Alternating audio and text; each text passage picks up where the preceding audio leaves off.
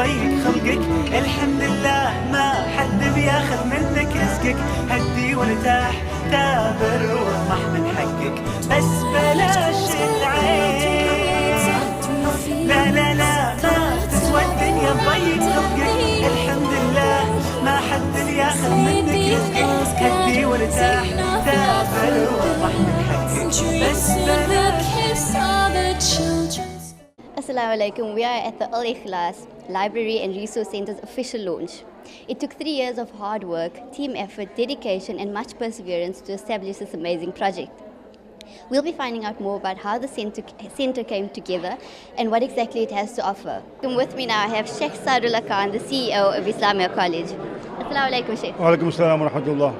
Sheikh, being a support pillar to many of the scholars, what is your hopes and expectations of the library and resource centre? Well, of course, the resource centre is an avenue for people to come together. It's a resource centre for people to empower themselves, and for the whole community. It's open to everyone, inshallah. It's community based, but also it's a research centre for scholars themselves. So in other words, not only those who come in to learn basic education, but also those who are empowering other people can further enhance their understanding to be able to use their knowledge and wisdom to empower other people. So it's, for me, a kind of a center for empowerment at any level, whether you're ordinarily reading a book or doing research to empower and enhance other people. And what is the role of the library in the wider society? I think it's a means of, first of all, to come together. It's a place for reflection, for introspection, for research, to expand your mind, and maybe just to relax. And the fact that it's open for everyone else, it makes it a common sense. It's a place for meeting and gathering, and also a place where you can share your ideas. So I think it has the role of convergence of people, discussing divergence of thoughts, doesn't matter, but also bringing hearts and minds together, and perchance building a community of understanding and of knowledge. Alhamdulillah. Shukran so much for sharing that with us. Assalamu alaikum. Joined with me now I have the Deputy Minister of Basic Education, Mr. Enver Surti. Assalamu alaikum. Wa alaikum assalam wa rahmatullahi wa barakatuh. Mr. Surti, being part of the education sector, we know that, can you explain to us how do initiatives like these enhance the promotion of literacy and learning? Well, libraries are an important source for books, and books are about literacy and numeracy. We pay particular attention to literacy and numeracy. Every year we produce more than 55 million books to enhance literacy and numeracy amongst our learners from grade 1 to grade 9. These are distributed to every child in our public school free of charge. In addition, for those who are in grade R, that is preschool, they receive 4 books free of charge. Now the library is a constellation of books. It's an area where learners could be stimulated, become excited about reading, and basically develop the skills of literacy. So libraries are very, very central to our program of reading. We have a special program called Read to Lead, and therefore we share with the community in the celebration of this event. And can you tell us, with regards to, would the department look at partnering up with different organizations like these to create more centers like this? No, obviously we do. We always engage in public-private partnerships and partnerships with sister departments. So, for example, we work very closely with the Department of Arts and Culture in the establishment of libraries that are accessible to schools and communities. Similarly, in situations like this, where it's made available to our learners in schools as well as to communities, we are more than happy to be partners. Shukran so much for sharing that. Assalamu alaikum. Tonight is the first night of the launch. We'll be commencing with the gala banquet and the ribbon cutting ceremony. So I greet you again. Assalamu alaikum wa rahmatullahi wa barakatuh. And welcome to the official launch of the Al-Ikhlas Academia Library and Resource Centre. To do the official welcome, we call upon someone who's been working very, very hard behind the scenes along with her fellow committee members, and all of them really, they put in so much hard work. In fact, when Dr. Ilyas Parker first spoke about the project, I really didn't think that they would actually be able to fit it into the kind of schedule that they were aiming for. So now it is my pleasure to call upon the Secretary of the Board of the Al-Ikhlas Academia Library and Resource Centre, Shamima Nusarka Aziz. It gives me great pleasure to welcome you all here this evening on this special occasion. We are pleased to acknowledge the attendance of a number of dignitaries whose presence honors us and whom we wish to accord a special mention. The Deputy Minister of Basic Education, Mr. Invasurti, Hafiz Advocate Abu Bakr Mohammed, Mr. Shamih Zubairi, that travelled all the way from the UK, Mr. Ibrahim and Yunus Ali from the Al-Mataf exhibition, the Chairman of the Board of Trustees of Islamia, Mr. Nazir Osman, as well as all the other trustees, members of the Al-Ikhlas Trust, the executives of the African Muslims Agency, the President of the MJC, Sheikh Irfan Abrams, and all the other ulama, Professor Shabir Wadi, Aslam Fattar, and Ali Musa, and all the other members of the academic fraternity, the Vice-Chancellor and Rectors of IBSA, Darul Naim, and the Medina Institute, Mr. Mahdi Davids, the Ward Councillor, and Ustad Bilaid Hamidi of Morocco, one of the leading calligraphers of the world, and to all our other honored guests, welcome. Based on the classic first revelation and the saying of the Prophet Muhammad sallallahu alaihi wasallam that we should seek knowledge and even unto China, we know that the knowledge transcends space and time. The fact that we have guests here today from such diverse professional backgrounds and distant lands bears testimony to these divine and prophetic injunctions.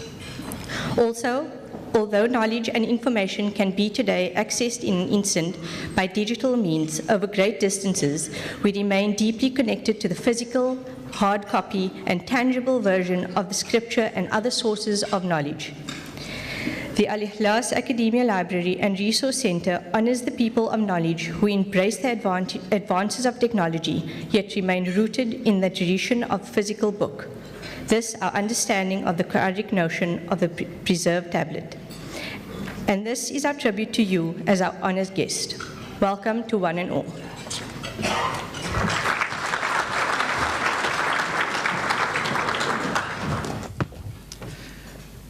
Thank you very much to you, Shamima, for that welcome on behalf of the trustees of the Al-Ikhlas Academia Islamic Library and Resource Center.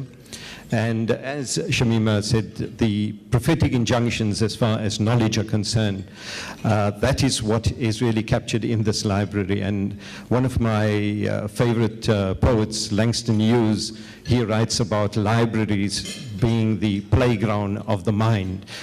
So it is also not, while the pursuit of knowledge is a very serious pursuit, but it is also a pursuit that gives us lots of joy, indeed. And this is what, as you will hear later, that the Academia Library is set out to do. It is now my pleasure to call upon our guest speaker, someone who I followed really as a young man. I think it was first the visit of Qari Abdul Basit Abdul Samad, and then later with the visit of Maulana Fazlur Rahman Ansari. It was particularly during that visit where our guest speaker inspired us as young people. And I think while Maulana Ansari was the one that we looked up to as the alim and the scholar of international renown, it was Hafiz Abu Bakr Muhammad, who I think for us as young people brought about the connection. And then years later, as a student at the University of Durban, Westville, I used to attend his tafsir after the Tarawih Salah, which was also very inspiring. So it is indeed a great pleasure to call upon our guest speaker, Hafiz Abu Bakr, Advocate Hafiz Abu Bakr Muhammad, to share his thoughts with us, inshallah. Alhamdulillahi Rabbil Alameen. Wassalatu wassalamu ala ashrafil mursaleen, Sayyidina Muhammad, wa ala alihi wa ashabihi ajma'een, walhamdulillahi Rabbil Alameen. Esteemed sheikhs and alims and scholars, Honorable Deputy Minister, distinguished guests, brothers and sisters, Assalamu alaikum wa rahmatullahi wa barakatuh. Gazing into the distant future, our Nabi Muhammad alayhi salatu wassalam said there will come a time when your religion will be like a piece of hot coal in the palm of your hand, and you will not be able to hold it. When asked, does it mean that we would be fewer in number? He said, no. On the contrary, we will be larger in number, larger than ever before, but we will be as powerless as foam on the ocean waves. This hadith accurately sums up the world of the Ummah today. Indeed, we are larger in the entire history of Islam than ever before, but we have lost that power in the name of the defense of purification and lost control. History and events now control us. We do not control history and events as the Khulafa ar-Rashidin had done. Mindless, purposeless, uncontrolled regime change is imposed on Muslim lands. And there is not one of the 56 countries of the Islamic world that is either without turbulence, turmoil, tension, or transition.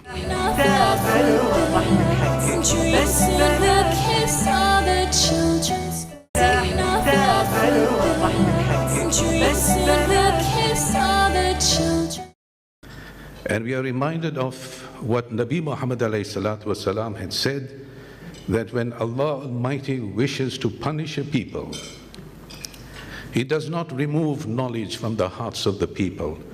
Rather, He removes knowledgeable people from the people, so that people in their ignorance elect ignorant leaders, who in turn mislead themselves and misguide others. So this is how we lost the power economically, politically, spiritually, and militarily. And we need to ask ourselves, how did we get into this situation? If I may take a few minutes and to say that from the beginning, some 150 years after the demise of Nabi Muhammad alayhi salatu wassalam, Muslim scholarship focused on three fundamental segments of the Quran. The first was ilmul bayan, that is the knowledge of the pure text from the unseen world, uncontaminated by the human mind. The second was the knowledge of the unseen world, ilmul irfan, transcendental knowledge, knowledge relating to purification of the heart. And the third was ilmul burhan, that is the sciences based on reason.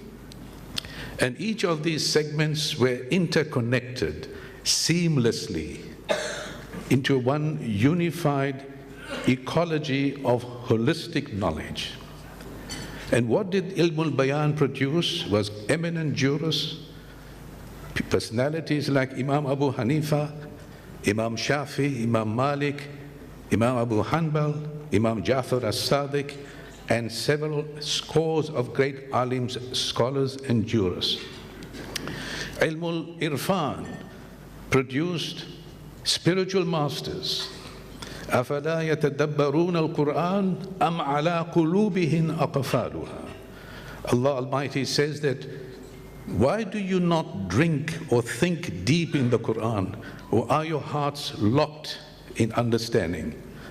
إِنَّ اللَّهَ لَا يُغَيِّرُ مَا بِقَوْمٍ حَتَّى يُغَيِّرُوا مَا بِأَنفُسِهِمْ. Allah does not or will not change the condition of a people unless and until they change what is in their hearts. And then we have Ilmul Burhan, the knowledge of the sciences which produce mathematicians like Muhammad al-Khwarizmi, one who perfected the Indian numerals and discovered the zero and constructed the algebra. Algorithm is the name of al-Khwarizmi. There is no cell phone without algorithm. There is no Vodacom There's no MTN. There is no WhatsApp. There's no Facebook without algorithm. And this was at the time when Muhammad al-Khwarizmi was the contemporary of Imam Abu Hanifa. So I would like to take you further of many others, the elements, the eminent sheikhs know that, of Jain, at least Jabir bin Hayyan, the father of chemistry, one who related to medical sciences, to cosmology, to psychology.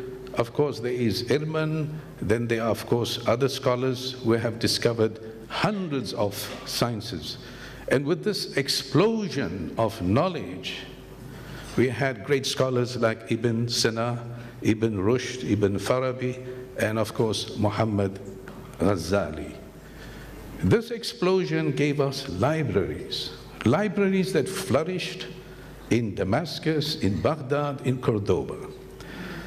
It is of interest to know that Ibn Sina, in the library of the Sultan of Bukhara, he says in his own words, when I went there, he says, each chamber was dedicated to thousands of volumes, no less than 150,000 volumes of books in the Sultan of Bukhara's library alone. Such was their love for knowledge. And of course, you recall Salahuddin, when he entered Baghdad in 1171, there were public libraries and also private libraries. In one library was 400,000 volumes, and another one in the city center comprised of 700,000 volumes. If we were to take this civilization contextually, at that time, Europe was in its dark ages. And as an illustration, 300 years after the incident of Salahuddin, Oxford University had no books at all. According to the historians, it was just one small chest of books donated by the Bishop Dobham, and 129 volumes that was donated by the Duke of Gloucester created such a fanfare that the records of Oxford University shows minutes of great appreciation for 129 volumes. And 23 volumes were donated by King Henry VI. And such was the fanfare that they mentioned this in Parliament. These are records going back to Oxford 3 centuries later, when there were hundreds and thousands of books in libraries in Baghdad and Damascus. Of course, one cannot discuss this period without making reference to the famous library of Cordoba. This library had between 400 to 600,000 volumes. To this day, if those who are interested will see meticulous records that the library maintained a staff of librarians, translators, copyists. It indicated the budget, staff for the salaries, budget for curtains for winter and summer, and the library was open to anyone, regardless of class or distinction. And the students had free ink, free inkwell, reed pens and paper. And in this way, all of these scholars got together, preserved the works of the Indian civilization, Babylonian civilization, Persian civilization, and of course the Chinese civilization, translated this work, synthesized them through the prism of the knowledge of all knowledge, which is the Quran, and transmitted that to Europe through Toledo, Palermo, Sicily, Barcelona, and Toulouse. In this way, for the first time in human history, started the internationalization of scientific and philosophical thought. Before that, it was confined to their respective areas. And this was the foundation and the template that created the Islamic great scientists and philosophers, like the names that I had mentioned, Ibn Sina, Ibn Farabi, Ibn Rushd, and of course, Imam Ghazali. They became teachers to the world. And they influenced the students of Europe, such as Pope Sylvester II, Albertus Magnus, Roger Bacon, and Thomas Aquinas, who in turn became accomplished students to European enlightenment. Against this very inspiring background, we need to ask ourselves tonight, how did we go wrong? And I venture to tonight tell you in few minutes what historians, majority of them have concluded, that in the 14th century, those scholars that studied ilmul bayan, meaning the jurists, when they started expressing an opinion that all that needed to be said from the Quran has already been said, and there's no need to look further, for the first time, this segment of ilmul bayan got separated from ilmul irfan, and ilmul irfan got separated from ilmul burhan. And this separation over a period of time created a situation that not only each segment became strangers to each other, but eventually hostile to each other. And holistic knowledge, which was based on the foundation of the Quran, became fossilized and stagnated. And ultimately, we got what we deserved, not what we desired.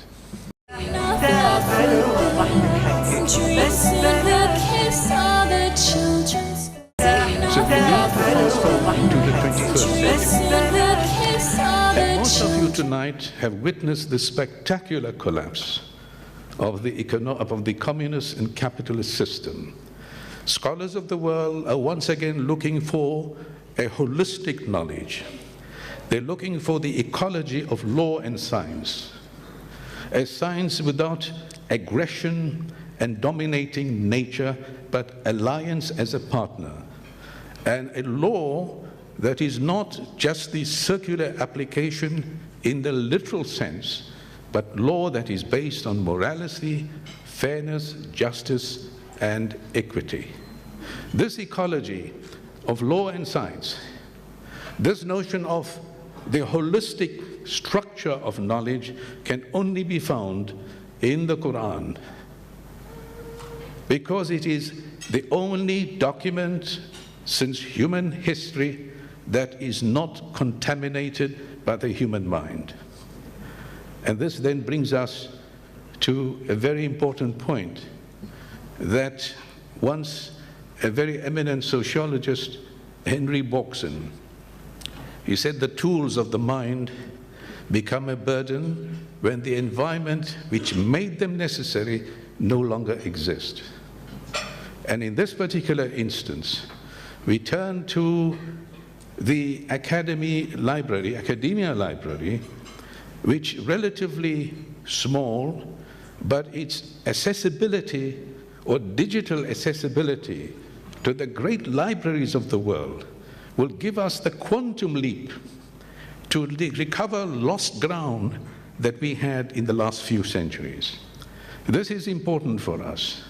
And it is important to realize the library in that context, because it is haqqul ilm, the sanctity of knowledge, which is the objective of the Sharia.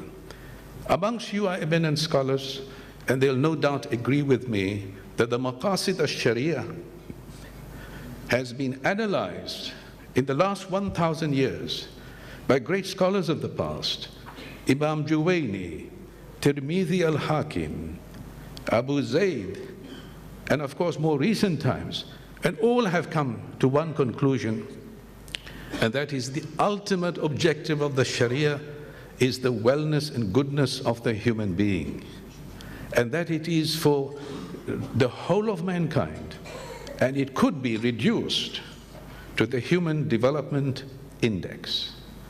Therefore, Academia Library, I have no doubt, in this giant step that it is to take is to recover that environment that once again will set us onto the path to pursue or resurrect the original structure of knowledge. In this particular sense, I would like to mention the drivers of the Academia Library, like Dr. Ilyas Parker, Muhammad Jafar, and his dedicated team for this great legacy and achievement. And it goes without saying that this would not have been possible but for the founders who worked hard to develop the Islamia College, the late Abdul Razak Osman, his brother Mahmoud and his family, and of course his nephew and my dear friend Nazir Osman, the present chairman of the Islamia College, for this focus in enabling this development to take place. I would like to add one more, and that is that in this particular effort of the Academia Library, I see, and I hope you share with me, that the Academia Library will serve to be the connector and collaborator of other esteemed institutions like the Memorization College of Jamiatul Quran, the Institute for Advanced Islamic Studies, the Peace College of South Africa, the Medina Institute, and of course the high regard that Islamia College has, which no doubt with collaboration with the universities of Cape Town and Western Cape will make Cape Town indeed the most desired city in the world to become a great center of learning for the African continent.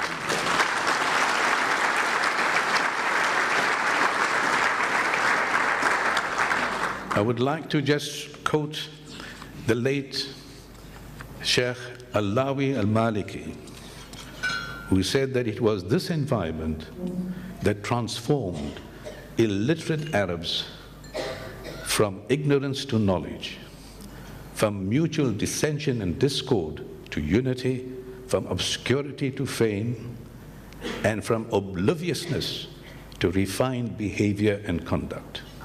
In conclusion, I would like to say, and we pray to Allah Almighty that He changes our outlook in every way, reset our affairs according to the original structure of knowledge. Whatever is defective is corrected. Whatever is crooked is made straight. Our jest and sloth is replaced with earnestness, our tardiness with action, our distress with bliss, our sluggishness with vigilance, our waywardness with good counsel, and our brotherhood or our dissension with determination and resolve. Subhana rabbika rabbil izzati amma yasifun wa salamun ala al-mursaleen walhamdulillahi rabbil alameen. Thank you very much to Hafiz Abu Bakr Muhammad for those words, which particularly the conclusion, I think, challenges us to think and to act. And I think his summary that he has given of the decline it's a sad one. But I think, with efforts such as the launching of the Al-Ikhlas Academia Library, perhaps there are those who have given it serious thought that we need to right what is wrong. And from the depths of despair, it is institutions such as these that will give us hope. I would now like to invite someone who wasn't part of the program, but when Dr. Ilyas Parker spoke to him about the book Legacy Project, the Deputy CEO of OCAF South Africa said he wants to make an announcement. So I don't know really exactly what it's about, but I believe it's related to the book Legacy Project. So I would like to call upon Mikhail Collier. Mikhail. Assalamu alaikum wa rahmatullahi wa barakatuh. Bismillah ar-Rahman ar-Rahim. OCAF South Africa is one of the leading Waqf institutions in South Africa, and also we've recently received an award, an international award of being one of the best Waqf organizations internationally.